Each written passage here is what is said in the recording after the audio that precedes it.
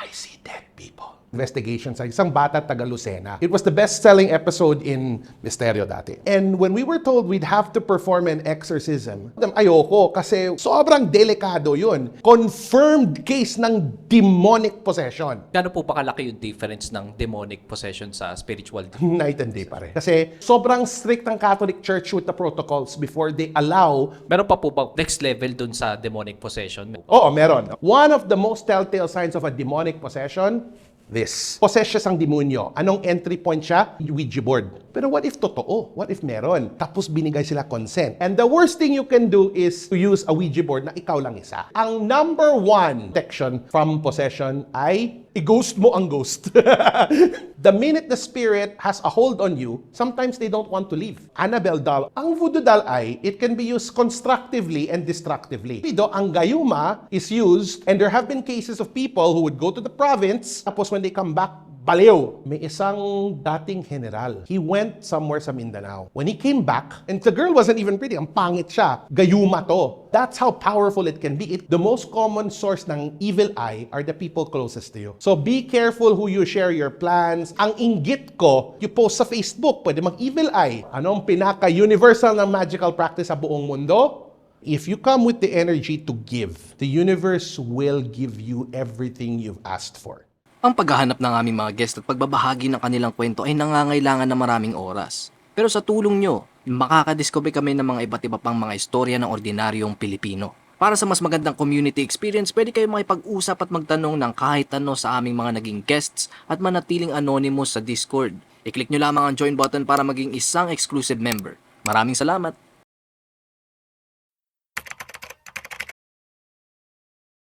I'm Robert Rubin, founder of Mysterium Philippines and the Philippines' leading tarot authority. So, last episode po ninyo, no, na pag-usapan po natin yung mga, sabihin natin, basics po sa tarot world po tsaka sa mga mundo ng occult po. No? Yep. Ngayon po pag-usapan natin yung medyo malalim-lalim naman po ng mga paranormal. Tara, let's do it. Let's make it happen. Matanong ko lang po, gaano po ba kalalim yung kaalaman nyo po tungkol po dyan sa mga paranormal po? What do you mean malalim? Like, how deep am I into it? Or Yung kaalaman po ninyo. Yung what do I know? Well, sa totoo, the whole world of the supernatural, the paranormal, it's almost endless. Because if you look at the word occult in itself, it means hidden. And a lot more in this world is hidden than revealed. Science is good at establishing what we know. But a lot of the things from human potential to spirituality to the spirit world, all of these things are still obscure to buong society, buong bansa, buong mundo. So ibig sabihin, when it comes to the spirit world, there's so much pa we don't know, and it's a abyss talaga. Mukhang bottomless pit of what could be. So I'd like to say it's a lifelong study, and you're gonna spend your whole life just even gathering a little bit of an understanding na what's out there. Paano? So last time po, meron po kayo nakwento na paranormal experience po dun sa parang naging VIP client po. Umpisa na po natin sa ano po, meron po ba kayong yung pinaka nakakatakot na experience nyo bukod po dun sa VIP client nyo po na yun? Meron pa po bang next level o Next yung parang level. kasunod dun sa katatakotan? Sa totoo, ang sapi. Ibig sabihin ang possession. Dati, kung nasa misteryo ako, me and ang dear friend ko, Alex Angeles, were called in for the team to do isang investigation sa isang bata taga Lucena. Now, ito ang weird kasi it was the best-selling episode in Misteryo dati. Nangyari, this little girl, she was having mga symptoms ng epilepsy, mga mental illness, mga ganyan. So, the thing is though, it started infecting mga ibang tao sa pamilya niya. So, it was a red flag. So, they took her to the epileptic center and GMA covered for everything, only to find out, wala siya epilepsy. And why would it start spreading to her family? So, that's where they considered baka sapeto. And when we were told we'd have to perform an exorcism, I told them, ayoko, kasi when you're performing exorcisms, sobrang delikado yun. And ang mga tao nasasabi, oh, wala na, kaya ko mag-exorcism, bulatik yan. Kasi, when you're dealing with exorcisms, if you're not being supported by the church, especially ang simbahang ng Katoliko, chances are, you're not doing it right. They're very strict sa mga requirements to do an exorcism, especially kung confirmed case ng demonic possession. So we went there to investigate, pero we found out, thankfully, hindi ang case ng demonic possession, actually it was a case of spirit possession. She allowed, because of her slowness, mental slowness, she allowed a certain spirit to inhabit her. So we were able to perform an exorcism with the help of a priest on that little girl and saved her. Pero knowing what we were getting into that, we had no idea of knowing kung totoong demonic possession to or kung ibang klase ng possession. So for me talaga, that's one of the scariest experiences I've ever had. Kano po ba kalaki yung difference ng demonic possession sa spiritual? Night and day pare. Night and day. Kasi spirit possession, sometimes gusto sila mag-exist sa aming mundo. They want to exist in our world. Demonic possession, they just want to control and destroy.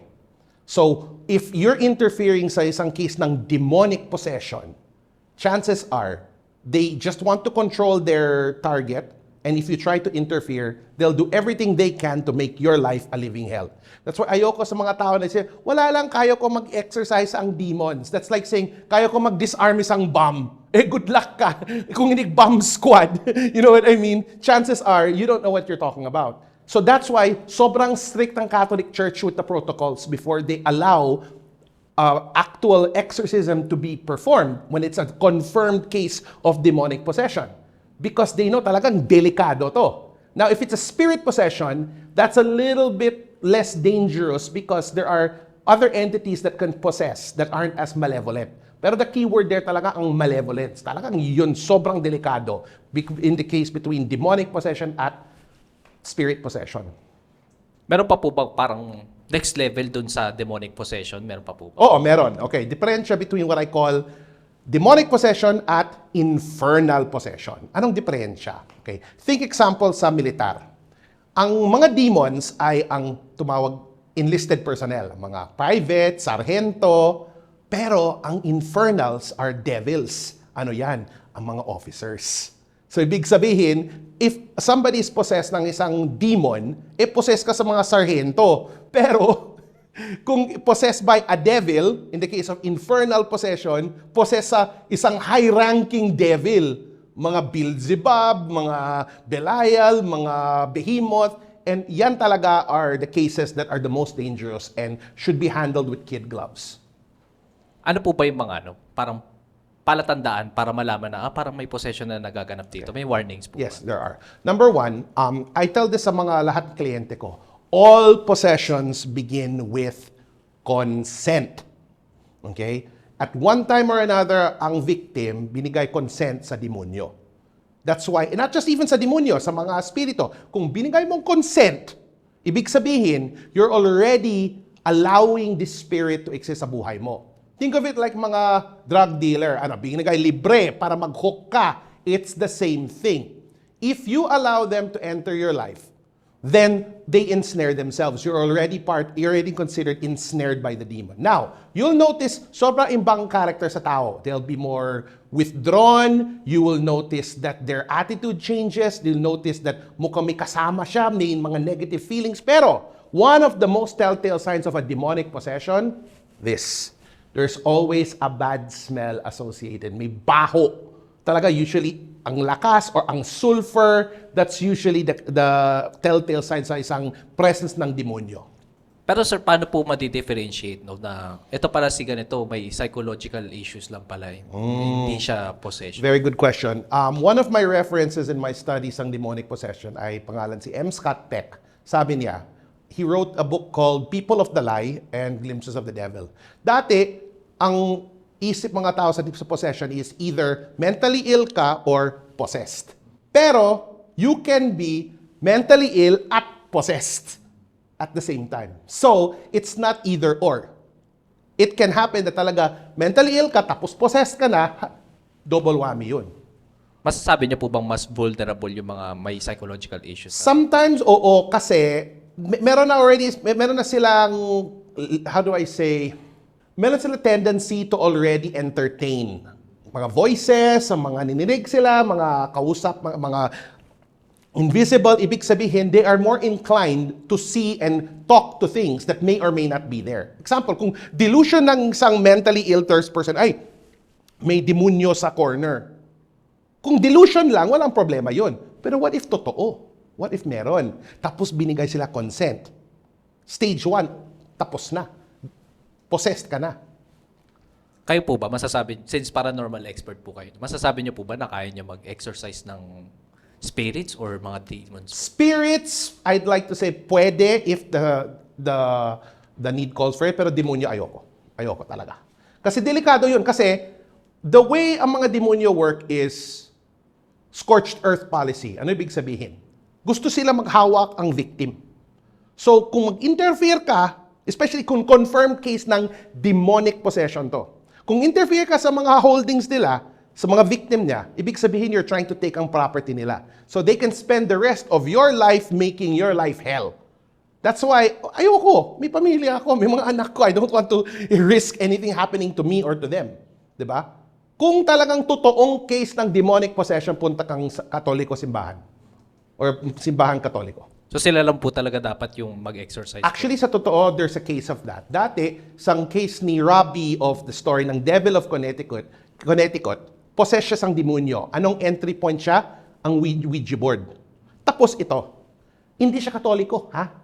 Kailangan siya mag-baptize as a Catholic para mo gagawin ang exorcism sa kanya. So, ibig sabihin, personally ha, may personal opinion ko to. When it comes to dealing with cases sa mga demonic possession, talagang hats off sa Catholic Church. Kasi meron sila tumawag ang Roman ritual. Tapos, sobrang matanda ang tradisyon ng Catholicism. So, kung may exorcism, nagagawa ng exorcismo, they're not the ones doing the exorcism. They're actually simply a representative sa buong energy ng simbahan Katoliko.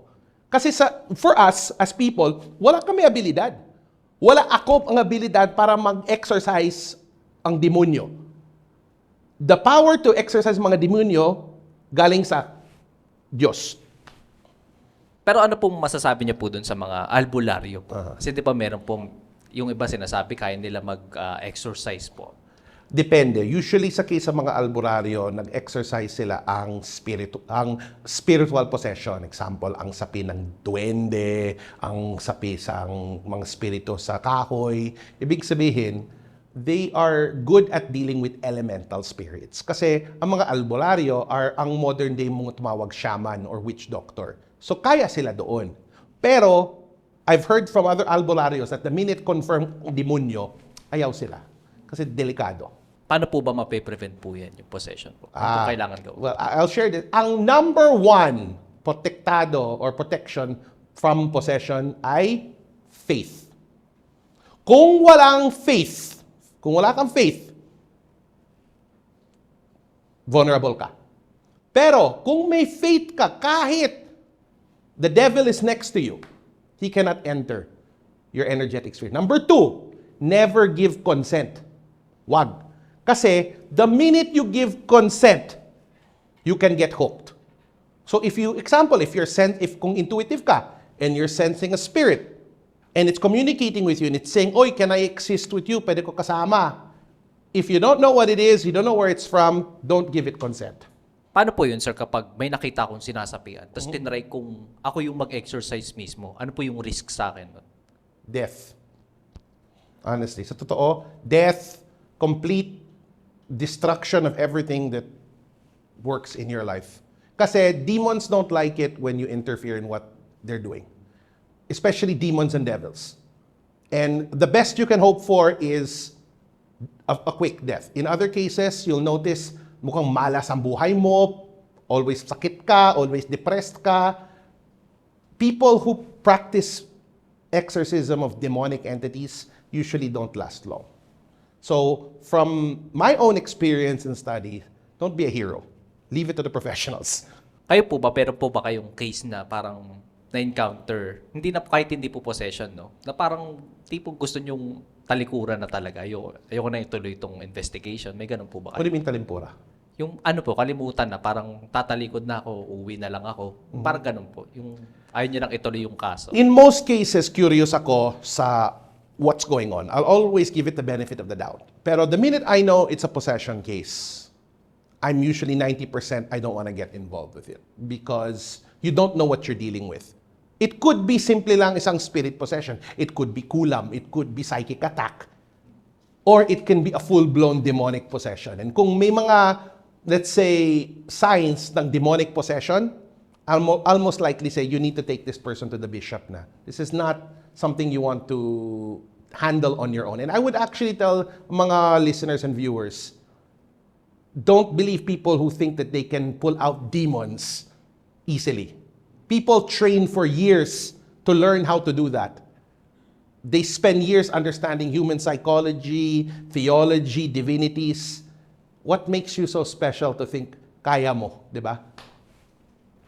Ayun po. Moving on po, no? Kanina po nabanggit po ninyo yung Ouija board. Ano, since, yun nga po na-mention nyo, parang dun nanggaling yung, ano, no, yung invitation. Ano pa po bang pwede ma-invite sa mga Spirit of the Glass, Ouija board, yung mga board games? Okay, sa totoo, with the Ouija board, the reason why a lot of people get possessed because of it is because, think of it like isang spiritual party line.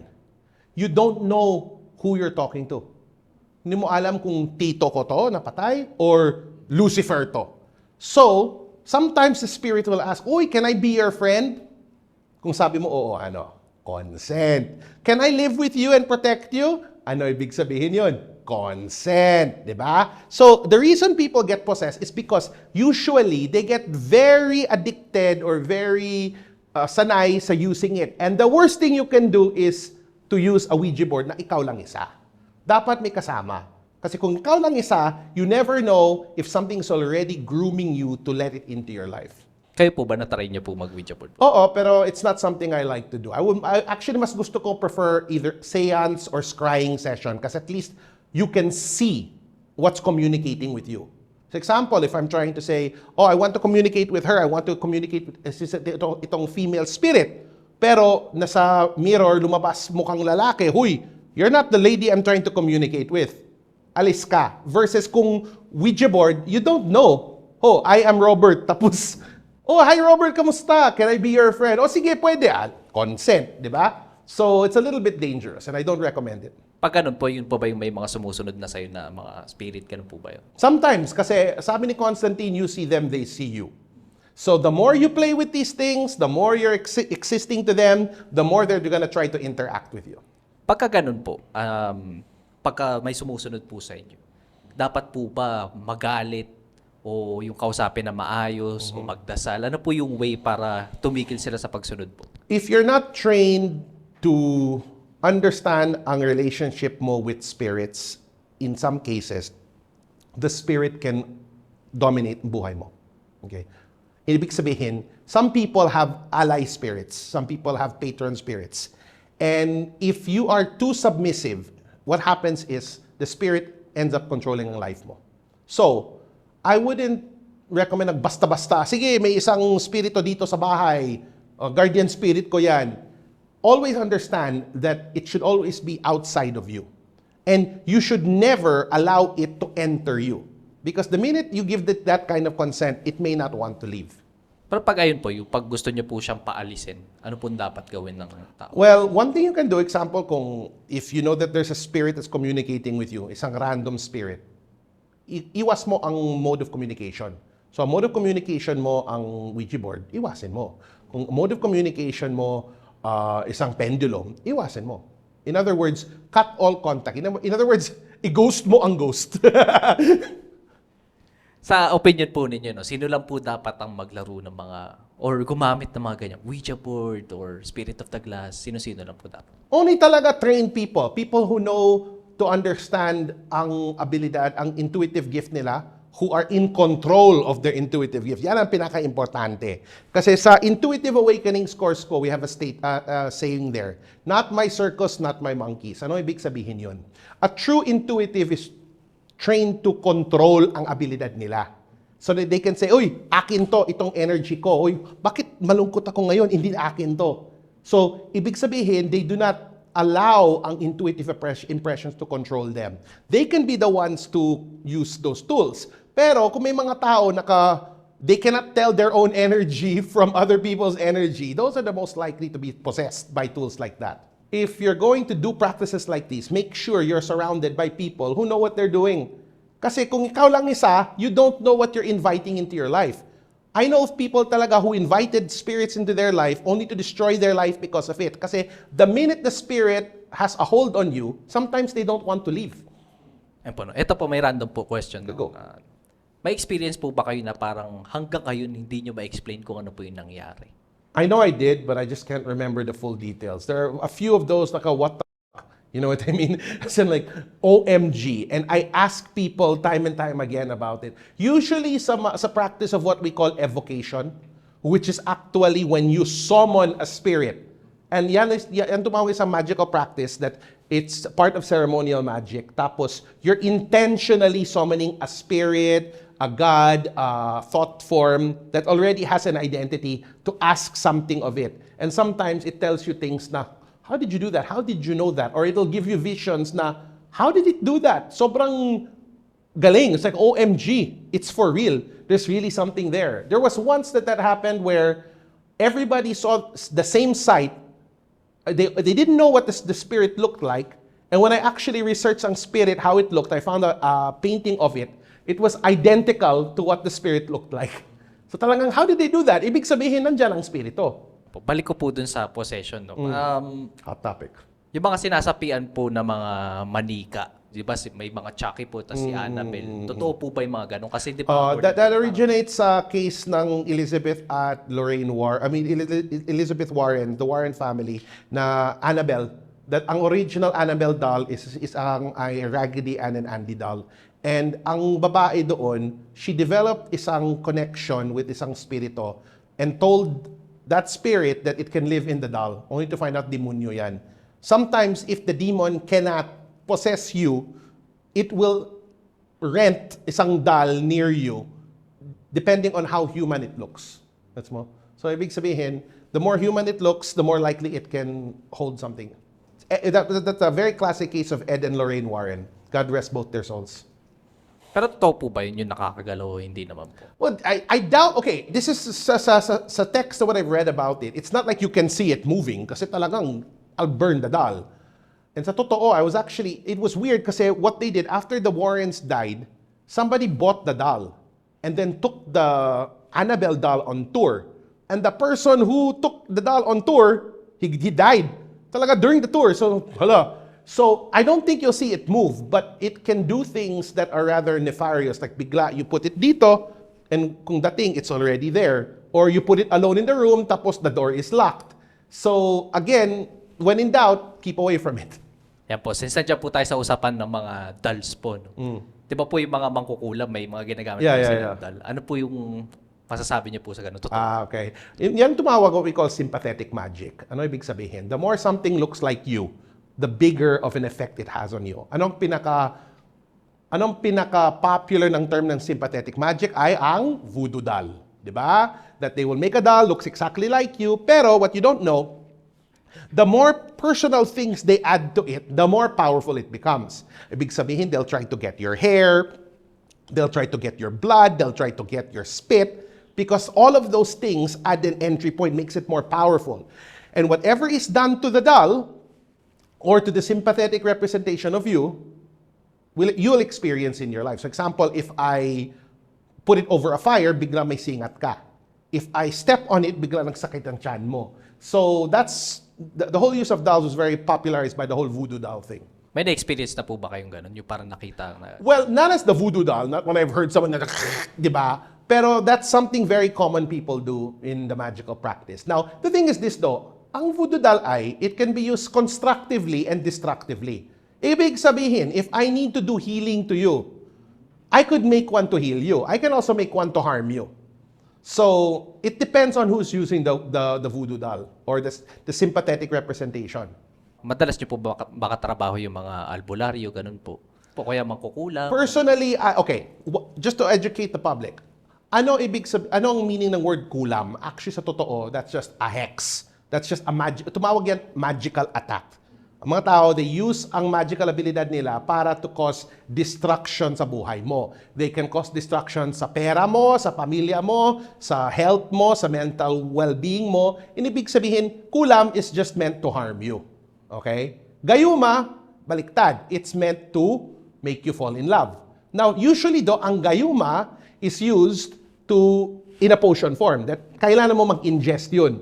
So I always tell people, if you're in strange places, be careful what you eat there. You never know, baka gayuma ka. And there have been cases of people who would go to the province, they eat something, tapos when they come back, baliw. They sell all their belongings, they go back, they take the person that gave the food to them, the gayuma to them, and then wala, sila buhay. So there is truth to the gayuma myth. Now, kulam is just using magic for nefarious purposes. May na-witness na po ba kayo ganun yung mga ginayuma po? Yung personally po? Yes, there have been cases. Isang case, this is very concerning. Can't mention any names, pero may isang dating general, married, may bahay, may anak, pero during his term, he went somewhere sa Mindanao. And then, a very happy family, normal family. And he ate na sa isang karinderya. Okay? Nangyari was, when he came back, he started disinheriting sa mga anak nila para he can go back to the girl who owned the karinderya to take her and her 3 kids. She moved in with them, and he was changing lahat mga properties in her name. And the girl wasn't even pretty. Ang pangit siya. That the family came to me kasi they knew talaga gayuma to. And I said, because he ingested it, it would take isang year to remove it from him. Pero itong delikado, when he snapped out of it, the family had to hide the girl because he was going to kill her. Kasi it's like you're addicted to the girl. Like she put a poison sa food niya that wala, baliw siya sa babae. Pero you're aware of it all. And when nag-wear off ang gayuma, he really wanted to kill the girl. The family had to relocate the girl to another country because they knew what she did. It took at least 8 months to die down the gayuma. Pero that's how powerful it can be. It could make you lose logic. Leave your children, leave your family, sell your property. And usually the people who do gayuma to you, gusto sila mag-isolate. So if I do gayuma to you, I want to pull you away from your support system. I don't want you to be with your wife, with your children, with your friends, kasi kontrolado. Yan ang gusto nila. Gayuma is all about control. It has nothing to do with love. Pero yung mga albularyo po ba kaya nila magtanggal ng mga ganyan po? Depende sa abilidad ng albularyo. Sa albularyo kaya. Sa albularyo hindi. Kasi if the gayuma is made from some novice practitioner, mukhang kaya. Pero if the gayuma is made from isang tao ng tagal-tagal sila mag-practice, usually lakas yun. So it really depends sa abilidad ng albularyo at ang abilidad sa mga tao na gagawa ng gayuma. Ito po, lahat po ba ng tao kaya mangkulam po? Oo. Everybody can learn how to practice magic both constructively at destructively. Pero, depende. Remember, at the end of the day, karma. Diba? What you do to others will be done to you. Ano po ba yung pinaka-common na paniniwala ng mga tao sa kulam po? The most common form of kulam, believe it or not, ay ang evil eye. Ano yan? Basically, that's just inggit and negative energy sent towards you. That's why ang mga tao sabi nila, ayoko mag-evil eye. Ano ibig sabihin yun? They don't want to say anything publicly because baka mag-jinx. Ibig sabihin, jinx yun. So, when enough people are sending you negative energy, it has a negative effect on you. Especially especially kung popular ka, especially kung prominent ka, talaga you make yourself a target. Good example. Look at Barack Obama. When he won the presidency first time, he looked young. He looked happy. At the end of his first term, lahat ng hair niya puti, tapos sobrang pumayat siya because there were people who were sending him negative energy. It's the same thing. So sometimes just simply ang sending of ang negative thoughts can constitute already evil eye. That's why I tell people the most common source ng evil eye are the people closest to you. So be careful who you share your plans at your goals, your opportunities with kasi you don't know. Sometimes, baka mag-evil eye ang mga tao. May ano po ba? Kaya po itong gawin na parang unconsciously, yung hindi mo alam na nang-evil eye ka na pala, ganun po. Oo, kasi sometimes, like example, you tell me, pare, may date ako si Jennifer Lopez. Ganun gago to ha? Gago, feeling mo pogi. And then, tapos hindi tuloy ang date. I'm not even doing it intentionally. It's just ang inggit ko is sending the evil eye energy. Gets mo? May way po ba para ma-block yung ganun po? Oo, there's actually a very powerful charm. It's Greek. It's called evil eye. It's blue, and you could put a photo of it down here, and it's very common to get. And having that on you will actually dissuade any evil eye energy being sent towards you.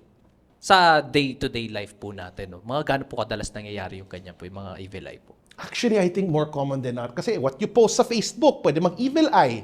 What you say sa opisina, pwede mag-evil eye. What you say sa dinner table, pwede mag-evil eye.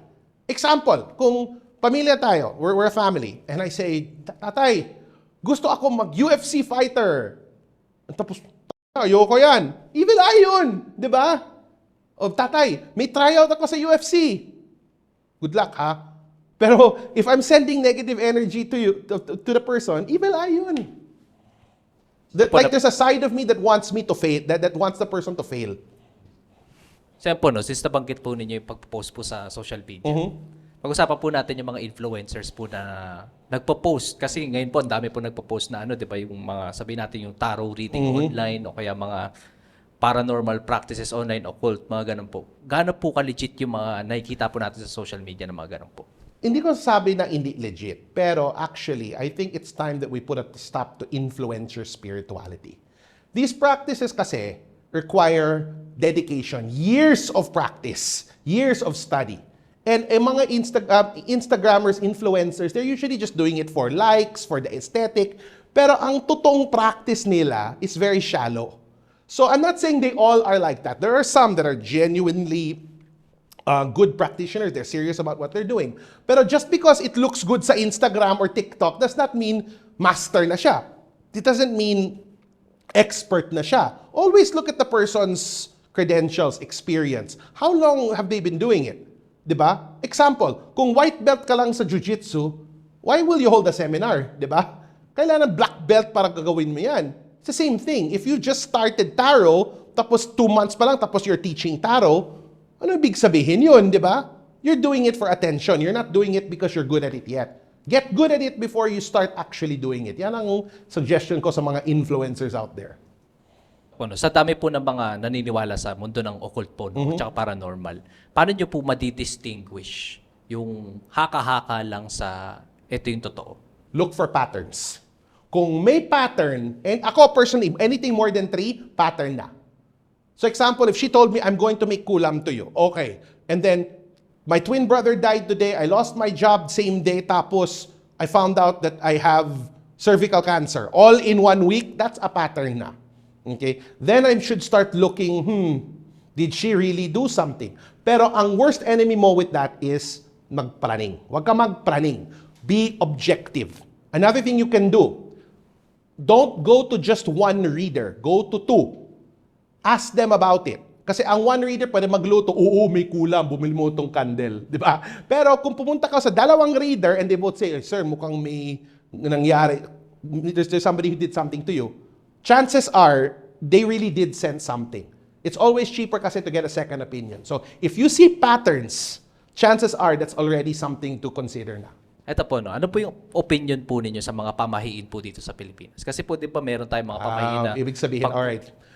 There's an old saying I was taught by my friend. Better to have it and not need it than need it and not have it. Ibig sabihin, ang tabi-tabi. Ano yan?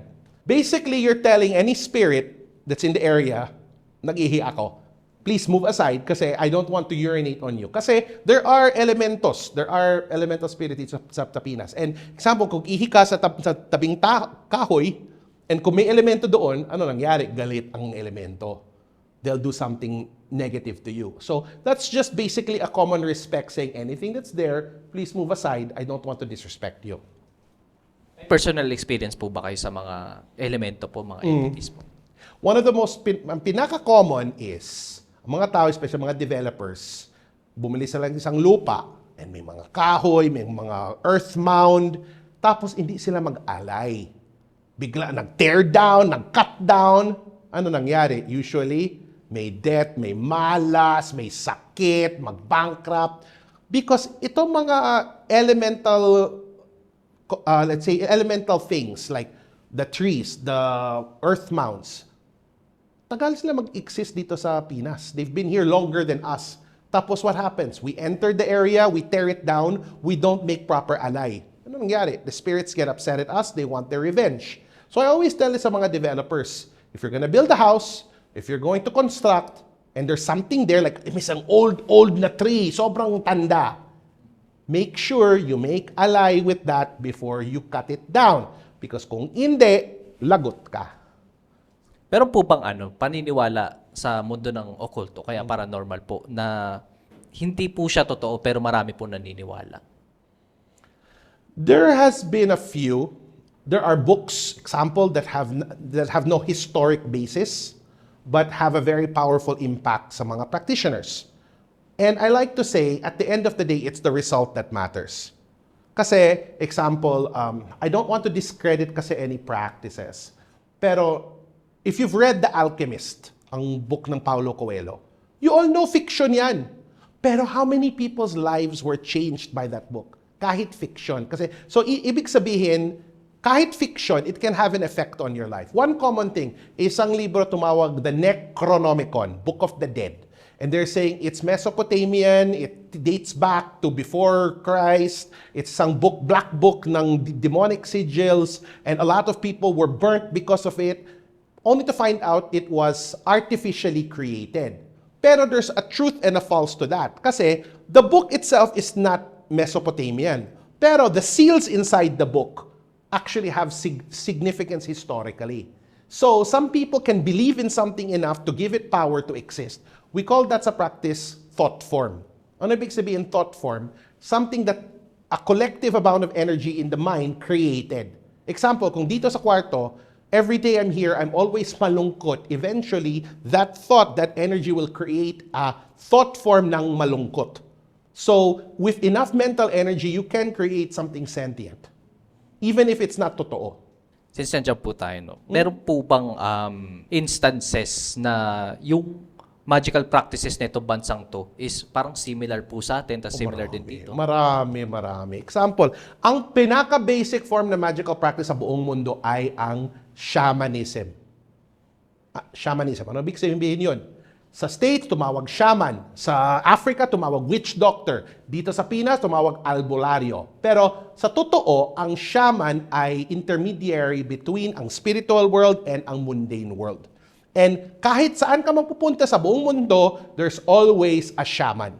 They just call it different practices. Anong gagawin nila? May herbs, may drumming. Another one too is this.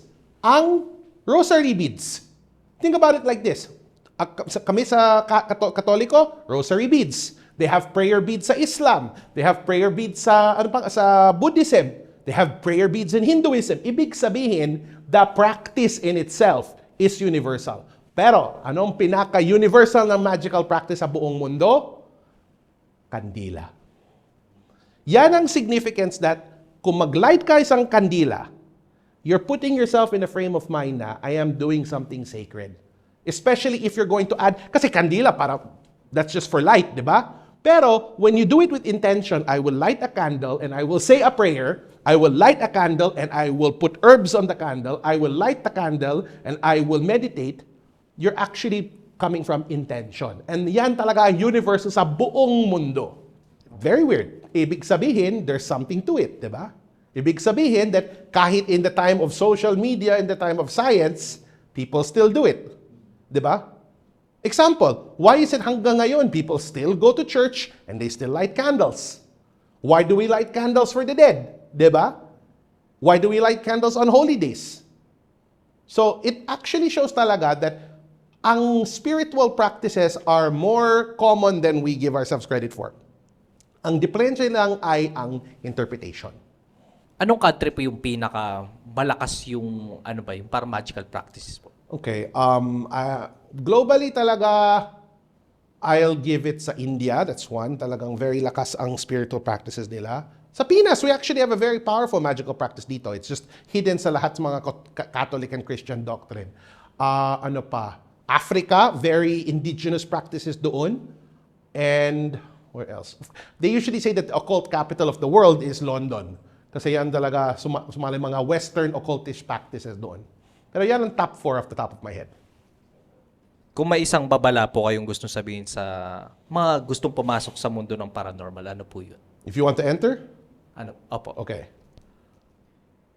Be sure it's what you want to do. Because once you're in, it's almost impossible to get out. Because you cannot unlearn a truth. You cannot unlearn something when you've learned it. And it will change your viewpoint as a whole. Your life will become more meaningful, pero it will also become more difficult. Yung being ano po ba? Ano po bang opinion nyo sa being paranormally gifted po? Is it a curse or a gift po? If you don't learn to control it, you experience what we call sixth sense syndrome. Ano ibig sabihin yun? If you've seen the movie Sixth Sense, I see dead people. Ibig sabihin, you cannot control it. You're seeing, you're sensing things. It can be a curse. But when you learn to control it, it can become a very big blessing for you. Ano po yung mga way para makontrol po yung ganyan po? Be taught. Just like learn from a professional, learn from somebody who knows what they're doing, learn from somebody with experience. Take it seriously. Really give it time, effort, and resources. Don't just basta-basta. No, oh, I just saw this reel on TikTok, natapos magician na ako. You know, talagang ang witch talk, laughing stock sa occult community yan. Take it seriously and it will take you seriously. Ano po yung final message po ninyo sa mga manonood po natin? Whatever you learn in the occult world, be it tarot, healing, magic, use it para to make the world a better place. Okay? If you come with the energy to give, the universe will give you everything you've asked for. Pero if you come with an energy to take, you will go home empty-handed. At the end of the day, we're all here trying to make the world a better place. So whatever gifts you've been given, try to make the world a better place with it. Yeah, and for those of you who want to learn more and you want to experience sessions or learn directly from us, we invite you to follow us on Facebook at Mysterium Philippines. We offer trainings in tarot and intuitive development for all people, for all walks of life, every month at the Mysterium Learning Center. Kung gusto nyo manood ng mga dokumentaryo galing sa mga interviews namin, huwag nyong kakalimutang i-check ang isa pa naming YouTube channel, Off the Record Beyond Borders. I-click nyo lang ang link sa description. Maraming salamat!